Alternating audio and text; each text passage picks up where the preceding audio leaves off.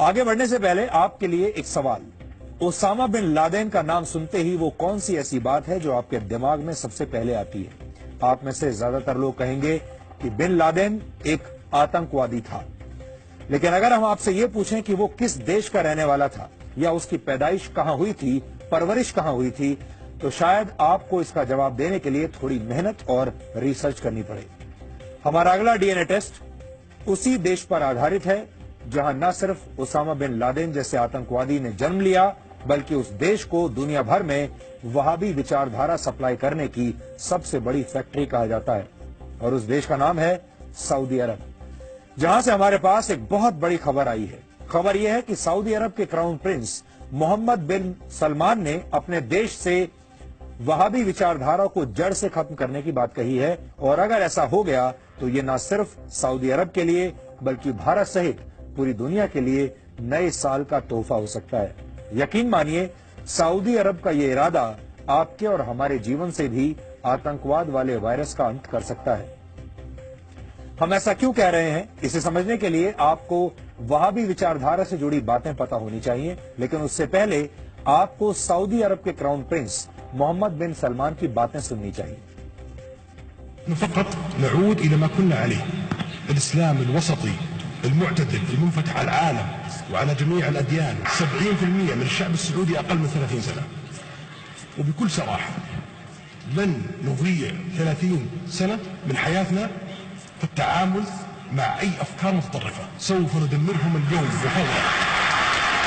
نريد أن نعيش حياة طبيعية، حياة تترجم ديننا السمح وعاداتنا وتقاليدنا الطيبة، ونتعايش مع العالم ونساهم في تنمية وطننا ووطن العالم.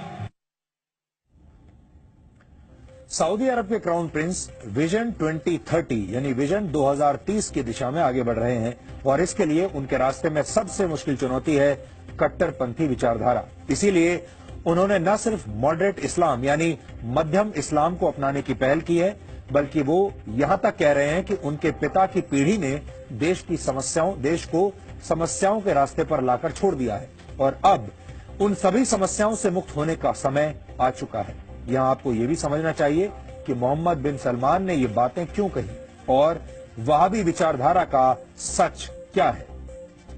18वीं शताब्दी में सऊदी अरब में पैदा हुए मोहम्मद इब्न अब्द अल वहाब को वहाबिज्म का जनक माना जाता है। वहाबिज्म को मानने वालों का कहना है कि शरीयत को समझने और उसका सही ढंग से पालन करने के लिए सीधे कुरान और हदीस का अध्ययन करना चाहिए। इस समूह के बारे में यह बात कुख्यात है कि ये लोग बहुत कट्टरपंथी होते हैं। दुनिया का सबसे खतरनाक आतंकवादी संगठन ISIS भी वहाबी विचारधारा से प्रेरित है। अल कायदा का प्रमुख आतंकवादी ओसामा बिन लादेन भी वहाबी विचारधारा का समर्थक था।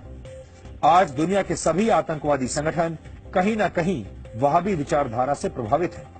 अल कायदा, बोको हराम, तालिबान और अल शबाब नामक आतंकवादी संगठन इसी का उदाहरण है। और यही वजह है कि जुलाई 2013 में यूरोपियन पार्लियामेंट ने वहाबिज्म को दुनिया में आतंकवाद का मुख्य स्रोत माना था। अब ये देखिए कि अरब देशों ने कैसे वहाबिज्म को बढ़ावा देने के लिए हजारों करोड़ रुपए पानी की तरह बहा दिए। 1970 के दशक में सऊदी अरब के चैरिटी संगठनों ने पूरी दुनिया में वहाबी स्कूलों यानी मदरसों और मस्जिदों को फंड देना शुरू कर दिया। इसी दौर में वहाबी विचारधारा को मानने वाले लोगों की संख्या बढ़ने लगी।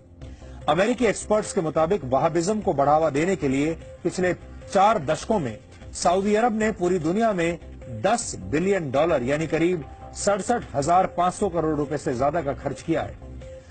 यूरोपियन यूनियन के रिसर्च के मुताबिक इसमें से 15 से 20% पैसा अल कायदा और दूसरे आतंकवादी संगठनों को दिया गया। जुलाई 2016 में जी न्यूज ने यह खुलासा किया था कि कैसे कश्मीर घाटी में 20 वर्षों के दौरान कम से कम 17,000 करोड़ रुपए अवैध तरीके से भेजे गए।